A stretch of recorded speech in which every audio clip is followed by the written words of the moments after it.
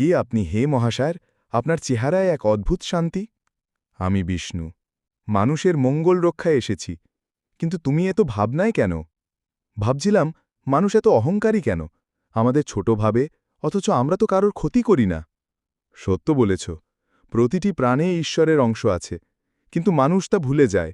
তারা বাহ্যিক রূপ দেখে, অন্তরের মূল্য বোঝে না। আমি তো বিশ্বস্ত, পাহারা দিই, ভালোবাসা দিই, তবুও অনেকে লাথি মারে, তাড়িয়ে দেয়। এটা কি ন্যায়? না, এটা ন্যায় নয়। কিন্তু মনে রেখো, প্রকৃতি সব কিছু দেখে। ভালোবাসা ও কর্তব্য কখনো অপচয় হয় না। মাঝে মাঝে ইচ্ছে হয়, আমি যদি মানুষ হতাম তাহলে হয়তো সম্মান পেতাম। সম্মান মন থেকে আসে, রূপ থেকে নয়। তুমি কুকুর হয়ে যেটা করছো, সেটা অনেক মানুষও পারে না। তুমিই প্রকৃত ভক্ত। তাহলে আমি কি কোনোদিন পুরস্কৃত হব? নিশ্চয়ই। তোমার ভালো কর্ম তোমার ভবিষ্যৎ গড়বে।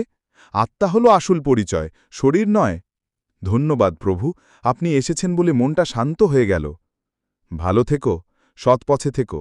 আমি সবসময় তোমার পাশে আছি।